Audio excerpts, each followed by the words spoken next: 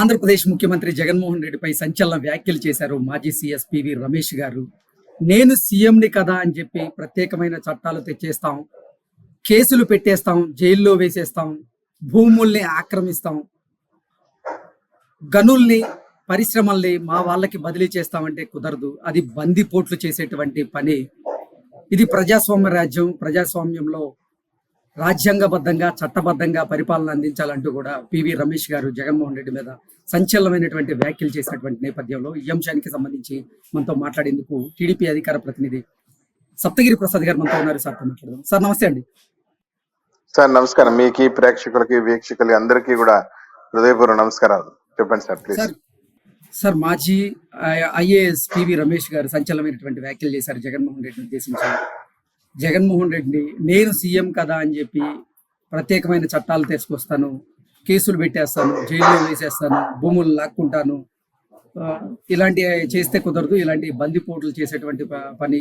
ప్రజాస్వామ్యంలో రాజ్యాంగబద్ధంగా చట్టబద్ధంగా పాలన అందించాలి అంటూ కూడా ఆయన సంచలనమైనటువంటి వ్యాఖ్యలు చేశారు. ఏంటి సార్ ఆయన వ్యాఖ్యలు ఎలా చూడాలి? ఇప్పుడు ఒక స్పెషల్ సిఎస్ పివి రమేష్ గారు చాలా సీనియర్ మోస్ట్ ఐఏఎస్ అధికారి. ఆయన కలెక్టర్ గా అనేక హోదాల్లో ప్రిన్సిపల్ సెక్రటరీగా స్పెషల్ సిఎస్ గా పనిచేయడంతో పాటు ముఖ్యమంత్రి గారికి సలహాదారుడుగా కూడా పనిచేశాడు. ఆయన ముఖ్యమంత్రి జగన్మోహన్ రెడ్డి బాధ్యతలు తీసుకున్న తర్వాత ఆయనకు సలహాదారుడు కూడా పనిచేసినటువంటి వ్యక్తి. చివరికి ఆయన సైకోయిజం తేగలేక నీకు దండం బాబు అని చెప్పి రెండు చేతులు దండం పెట్టి బయటకు వచ్చేసినటువంటి వ్యక్తి. ఆయన ఈ చీఫ్ మినిస్టర్ ఎవరు ఏగలేరు, ఈయన పెద్ద సైకో అని చెప్పేసి బయట వచ్చేసిన వ్యక్తి పివి రమేష్ గారు. చాలా చిత్తశుద్ధి కలిగినటువంటి అధికారి, మంచి పేరు ప్రఖ్యాతులు ఉన్నటువంటి అధికారి.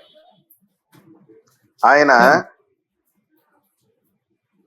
ఈ వ్యాఖ్యలు చేయటంలో నిగూఢమైన అర్థం దాగుంది. రాష్ట్రంలో ఇప్పటి వరకు బందిపోట్లు పరిపాలన చేసినట్టే జరిగింది. బందిపోట్ల పాలనే ఇది. భూముల్ని కబ్జా చేయటం, గనులను కబ్జా చేయటం, ఇసుక మాఫియా, లిక్కర్ మాఫియా ఒక్కటి కాదు. చివరికి రాష్ట్రాన్ని తాకట్టు పెట్టి ఎంఆర్ఓ కార్యాలయాల్ని, కలెక్టర్ కార్యాలయాన్ని, విశాఖపట్నంలో ఉన్నటువంటి భూముల్ని, ప్రభుత్వ భూములన్నింటినీ కూడా తాకట్టు పెట్టాల్సినటువంటి పరిస్థితి మనం చూసాం. ఆయన ఇంకొక మాట కూడా అన్నారు, నేను ఒక ప్రిన్సిపల్ సెక్రటరీగా, స్పెషల్ చీఫ్ సెక్రటరీగా నా భూముల్ని నేను ఆన్లైన్ లో పెట్టుకోవడానికి నా వల్ల కావటం లేదు, ఎంఆర్ఓలు నన్ను ఇబ్బంది పెడుతున్నారు.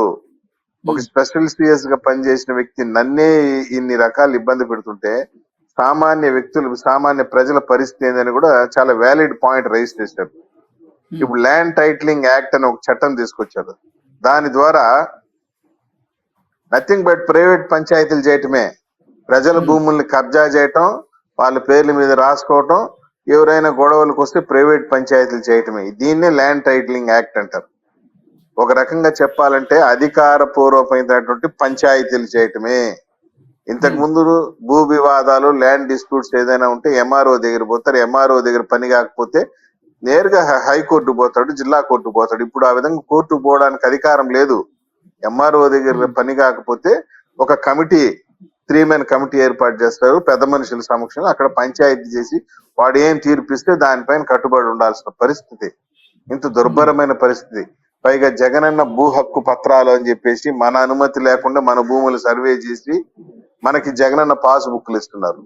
ఆ పాస్ బుక్లు జగన్మోహన్ రెడ్డి పేరు ఉంటది. కొన్ని అన్ని తప్పులు తడగ్గా ఉంటది. మన స్వాధీనంలో 5 ఎకరాలు ఉంటే పాస్ బుక్ లో 3 ఎకరాలే ఉంటుంది. మన భూమిని ఎత్తి వేరే పాస్ బుక్ లో ఎక్కిస్తారు. సర్వే నంబర్లు మారిపోయి ఉంటాయి. మళ్ళీ అధికారులు చుట్టూ తిరగాల్సిన పరిస్థితి. ఇన్ని రకాల కన్ఫ్యూజన్ క్రియేట్ చేసేసారు. పైగా పరిశ్రమలు గాని, ప్రజా సంపద గాని, గ్రానైట్ పరిశ్రమలు గాని అన్ని కూడా జగన్మోహన్ రెడ్డి యొక్క బంధువుల చేతుల్లోకి వెళ్ళిపోయింది. ముఖ్యంగా ఈ సందర్భంగా నేను చెప్పొచ్చేది ఏంటంటే, మోటార్లకి మీటర్లు అనే పేరుతో ఈ రాష్ట్ర వ్యాప్తంగా ఉన్నటువంటి 1,85,000 సర్వీసులకి మీటర్లు అమర్చేటువంటి కార్యక్రమానికి కాంట్రాక్ట్ ని కడప జిల్లాకు చెందినటువంటి సిరిది సాయి ఎలక్ట్రికల్స్ అప్పచెప్పారు. జగన్మోహన్ రెడ్డి బినామీ కంపెనీ. జగన్మోహన్ రెడ్డి బినామీ కంపెనీ ఒక్కొక్క మీటర్ 14,000 15,000 పెట్టి కొనుగోలు చేస్తున్నారు. కోట్లాది రూపాయలు ప్రజాధనాన్ని వాళ్ళ బంధువులు, సొంత బంధువులు అన్నమాట, వాళ్ళ ఖాతాకు మళ్లిస్తున్నారు. అదే విధంగా భూములు అయితే ఏమి, గ్రానైట్ల పరిశ్రమ అయితే ఏమి, గ్రావెల పరిశ్రమ అయితే ఏమి, ఇసుక అయితే ఏమి, ఈ విధంగా దందా అయితే ఏమి, మొత్తం వాళ్ళు పంచుకొని దోచుకొని తిన్నారు. దాన్ని ఆయన బందిపోట్ల పాలన అని చెప్పి చాలా స్పష్టంగా చెప్పాడు. ప్రజలు నీకు 151 సీట్లు ఇచ్చంటే సంక్షేమం ఏముంది సార్? ఇప్పుడు ఏ ప్రభుత్వంలో సంక్షేమం లేదు? మీరు చెప్పండి సార్. అంటే కేవలం మాకన్నా ఎక్కువ ఒకటే సంక్షేమం ఇస్తే ఇస్తారా? కుదరదు, అభివృద్ధి ఏంది కూడా సంక్షేమం? ఏంది అభివృద్ధి ఉండాలి? సంక్షేమం అంటే ఏంది? అప్పు చేసి మా ఖాతాలో డబ్బు వేయటానికి సంక్షేమం అంటారా? అప్పు చేస్తున్నావు, 7-8 సార్లు కరెంటు ఛార్జీలు పెంచావు, బస్ ఛార్జీలు పెంచావు, పెట్రోల్ డీజిల్ ధరల పైన పెంచావు, ట్యాక్సులు పెంచావు, చెత్త పైన పన్ను వేసావు, ఇంటి పైన పన్ను వేసావు, ప్రాపర్టీ ట్యాక్సులు పెంచావు, చివరికి మరుగుదొడ్డు పైన కూడా పన్ను వేసినటువంటి దరిద్రమైన చరిత్ర నీది. ఇన్ని రకాల పన్నులు వేసి 2,60,000 కోట్ల రూపాయల పన్నులు మా మీద బాది, ఆ వచ్చిన డబ్బులు 1,00,000 కోట్లు మా ఖాతాలో వేస్తానంటే దీన్ని సంక్షేమం అని ఎవరైనా అంటారా? అప్పు చేసి మా ఖాతాలో బటన్లు నొక్కడం ఏంది సార్? దానికి పోయి చీఫ్ మినిస్టర్ కావాలనా బటన్లు నొక్కడానికి? ఒక క్లర్కో ఒక సూపరింటెండెంట్ పెడితే బటన్లు నొక్కుతాడు సార్. అప్పు చేసి మా ఖాతాలో డబ్బు వేయటం ఏంది?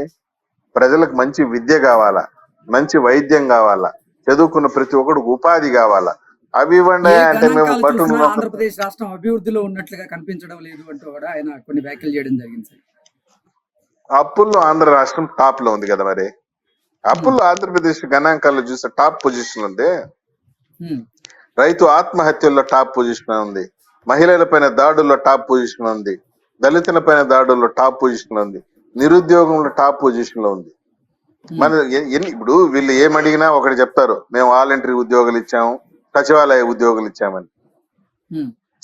నువ్వు ఇచ్చిన మేము 2018లో వేసినటువంటి గ్రూప్ 1 నోటిఫికేషన్ ని 2 సార్లు పేపర్లు దిద్ది సెలెక్ట్ అయ్యి ఉద్యోగాల్లో చేరినటువంటి వ్యక్తులు కూడా ఉద్యోగాలు చేరిన తర్వాత కూడా వాళ్ళ ఉద్యోగానికి భద్రత లేకుండా నిన్న కాక మొన్న హైకోర్టు వాళ్ళ యొక్క అపాయింట్మెంట్ ని పైన స్టే ఇస్తే మళ్ళీ సుప్రీం కోర్టుకు పోయి ఇప్పుడు ఆ స్టే తెచ్చుకున్నారు. అది పరిస్థితి రాష్ట్రంలో.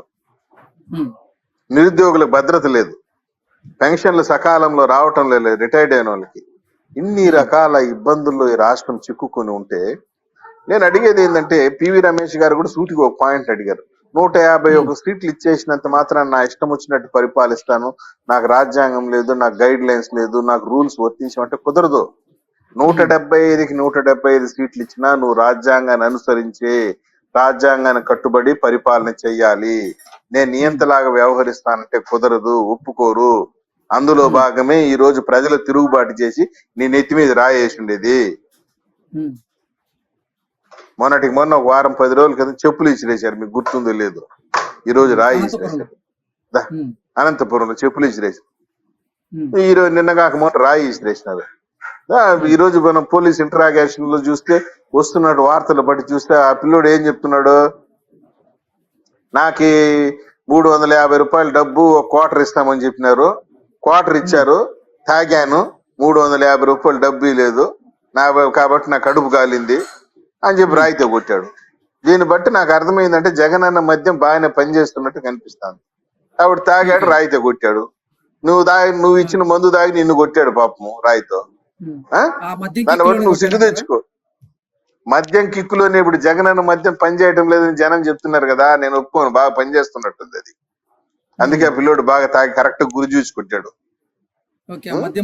నువ్వు మద్యం మత్తులో నువ్వు ఇచ్చిన మద్యంలో నీ కార్యకర్త నిన్ను కొట్టాడబ్బా. మరి దానికి ఏదో ఈ మెలో డ్రామాలు సృష్టించుకోవడం అదొక ఆస్పెక్ట్. కాబట్టి ప్రజల తిరుగుబాటు అది, భావ వ్యక్తీకరణ స్వేచ్ఛ. డీజీ గారు చెప్పినట్టు, ఇంతకుముందు చంద్రబాబు నాయుడు గారి రాళ్లతో దాడి చేస్తే ఏందండి ఓ ప్రతిపక్ష నాయకుడు రక్షణ కల్పించలేరా అని అడిగితే ఇది భావ వ్యక్తీకరణ స్వేచ్ఛ అంటారు డీజీ. ఇప్పుడు దీన్ని కూడా భావ వ్యక్తీకరణ స్వేచ్ఛ కింద పరిగణించాలి కదా. కాబట్టి బందిపోట్లందరూ ఒక ఉడ్డాగా చేరి ఒక పెద్ద ఎత్తున మాఫియా లాగా చేరి రాష్ట్రాన్ని దోచుకున్నారు. ఇంకో 30 రోజుల్లో ఉంది, దీనికి చమరగీతం పాడతారు. నాకు అధికారం ఇచ్చేసారు. ఒక విషయం గుర్తుపెట్టుకోవాలి ముఖ్యమంత్రి కూడా, ఏది కూడా 5 ఏళ్ల వరకే ప్రజాస్వామ్యంలో ఈ 5 ఏళ్ల కాలంలో నీ యొక్క పరిపాలన దక్షతను చూపించుకోవాలా. మళ్ళీ 5 ఏళ్ల తర్వాత నువ్వు మళ్ళీ ప్రజల దగ్గరికి పోయి నమస్కారం పెట్టి తీర్పు అడగాల్సినోడివే. ఏం అవును. శాశ్వతం ఏం కాదు, నీకేమి జీవితకాలం ముఖ్యమంత్రి పదవి లేదు, కానీ మీకు ఉమ్. జీవితకాలం ఎమ్మెల్యే పదవులు, ఎంపీ పదవులు ఇవ్వలేదు.